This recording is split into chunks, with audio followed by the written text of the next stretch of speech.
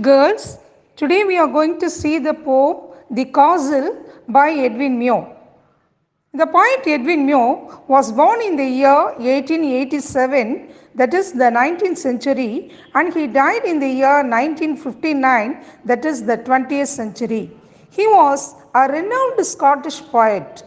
Renowned means very famous. He was a very famous Scottish poet, and besides being a poet, he was a novelist, translator, and a critic. Critic means one who criticized the work of others.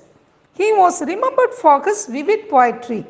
That means if you read the poems of Edwin Muir, you could find some clarity in his poems. And over the course of time, he was recognized for his philosophical style. There will be some philosophical style in his poems.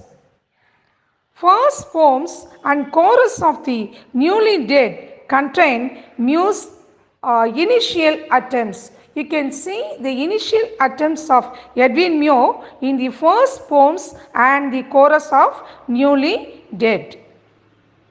He has written many poems, and the poem prescribed for us is the Castle. What is Castle?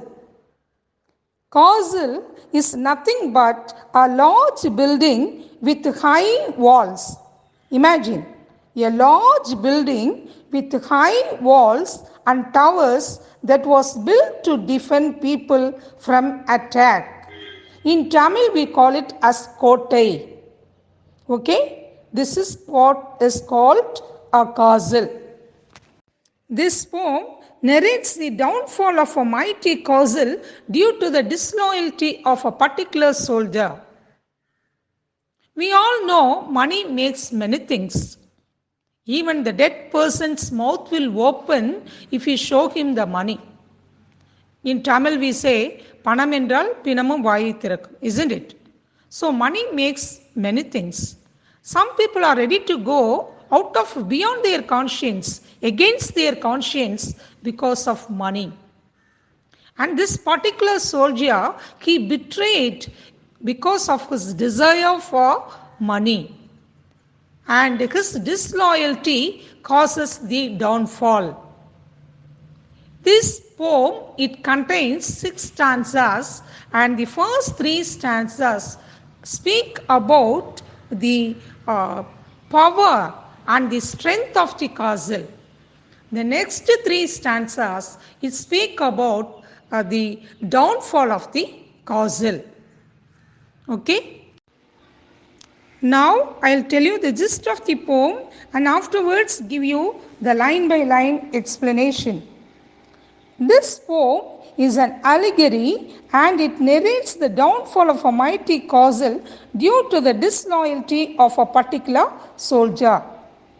The soldiers were so proud and confident, and they never suspected that such a fall was possible. With the heights of the castle and the fortifications, along with the nearness of the Alice to assist, there was never a doubt in the soldier's mind about the safety of the castle. Greed for gold instigated that particular soldier to open the wicket gate for the enemies.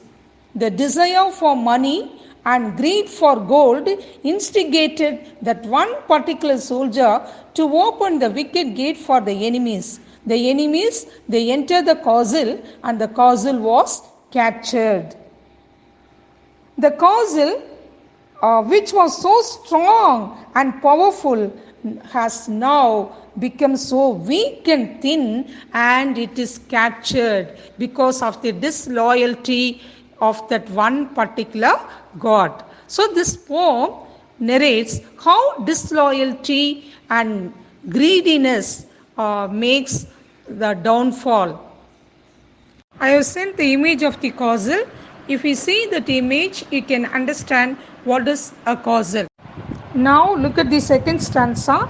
For what we thought had we to fear, with our arms and provender, load on load, our towering battlements, tire on tire, and friendly Alice drawing near on every leafy summer road. The soldiers thought, why should we be afraid of our enemies? They were not afraid of their enemies because they had loads and loads of arms and provenders. Arms means they had loads and loads of weapons and also provender. Provender means they had enough food and weapons to safeguard them. Not only that, our towering battlements tire on tire. They had tall towers with opening to shoot the enemies. That too, one above the other to safeguard them. And friendly Alice drawing near. Friendly Alice means supporting nations. The nations who were ready to support the soldiers, they were also moving forward. They were also nearing the castle to help the soldiers.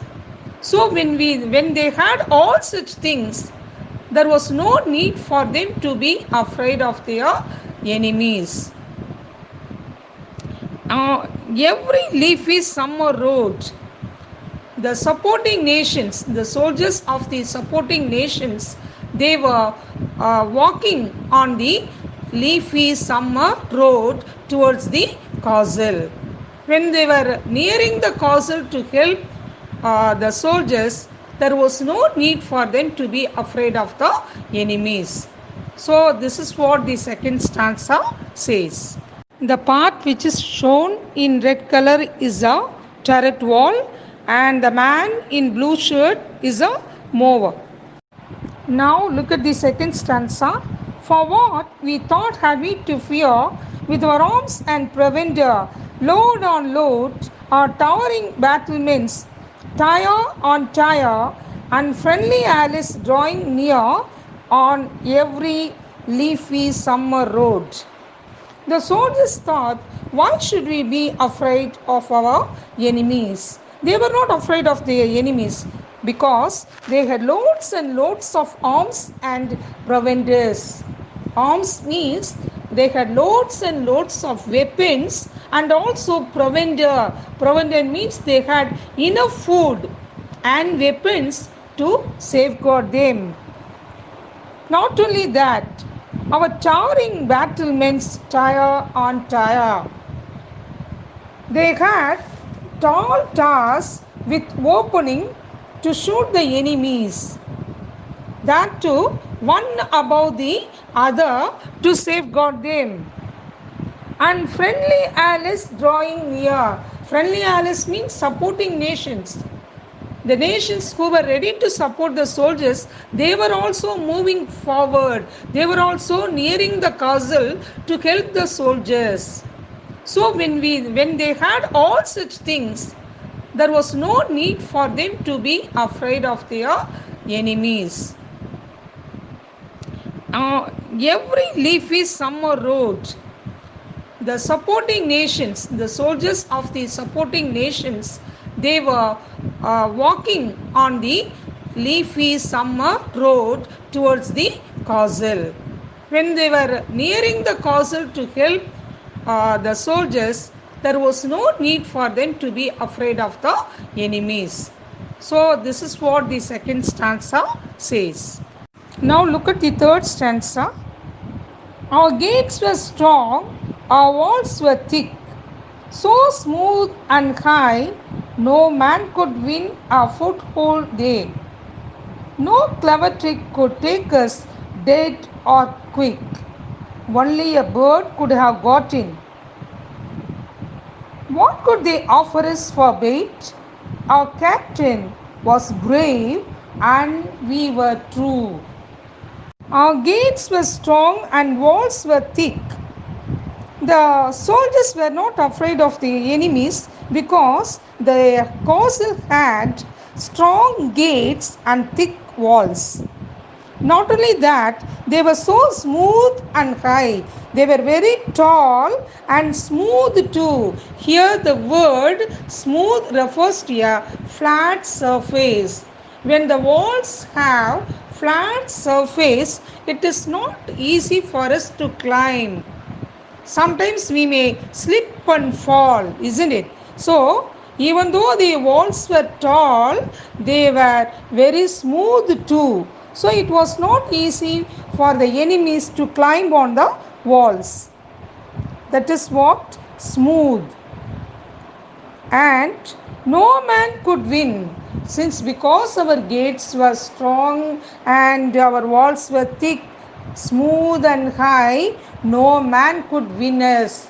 Nobody could enter the castle and capture us.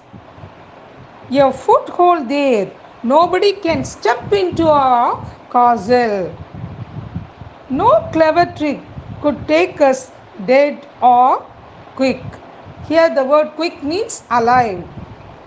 By using any kind of clever trick, people cannot take us, capture us either dead or alive. They cannot capture us either dead or alive by using even the utmost clever trick. Only a bird could have got in. No man could enter except a bird.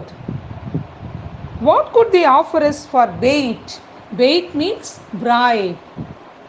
The enemies cannot offer any bribe to capture us or to capture our castle. Our captain was brave and we were true. Our captain, he was a brave man and we are all sincere. We are all true. So we cannot get any kind of bribe from the enemies. So this is what the third stanza says. So, the first three stanzas speak about the strength of the castle and the confidence of the soldiers. Now, we are going to see the downfall of the castle. How the castle was devastated because of the disloyalty of a particular soldier. There was a little private gate, a little wicket gate.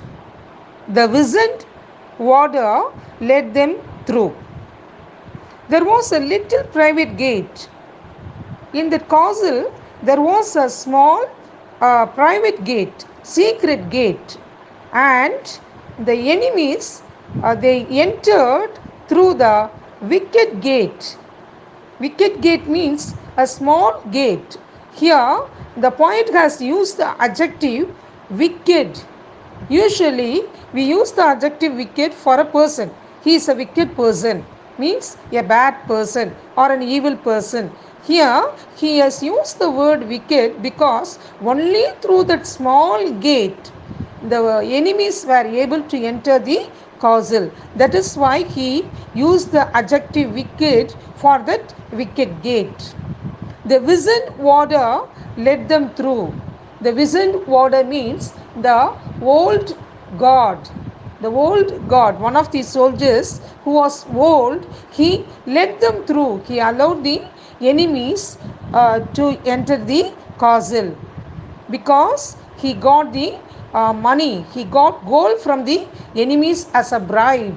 So he was bribed, and the enemies were able to go through the wicket gate into the castle. Now, the fifth stanza. Oh, then our maze of tunneled stone grew thin and treacherous as air.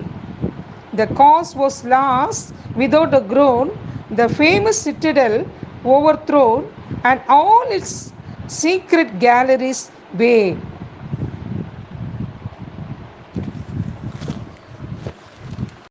The strong castle became weak and thin because of the greedy, disloyal warder.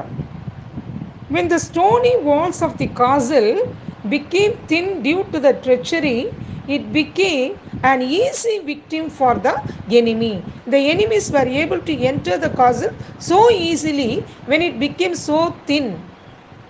They walked in easily through the secret gallery and the intricate parts of the castle to confront the soldiers. They walked through the gallery and the intricate paths very easily to attack the soldiers. Morality was laid aside when the God opened the wicket gate for the soldiers, for the enemies, because he received bribe from the enemies. Thus, treachery led the unexpected fall of the maze of tunnel stone. Now, the last stanza. How can this shameful tale be told? I will maintain until my death. We could do nothing being sold. Our only enemy was gold, and we had no arms to fight it with. Since the soldiers did not expect the enemies, or since the enemies entered the castle unexpectedly, the soldiers put up a poor fight that they lost without a groan, and the famous citadel was overthrown. The poem builds an atmosphere of confidence within the castle, which got shattered with the enemy's invasion. Betrayal from within the castle led to the fall of the mighty citadel. The strong castle became weak and thin because of the greedy, disloyal warder. Since their focus was so completely on the dangers around them, unexpected dangers around them, they became clueless when betrayal from within brought them down. As their confidence got shattered, they got blindfolded to the happenings around them, and they were captured and the castle was lost. This is the theme of the poem Castle.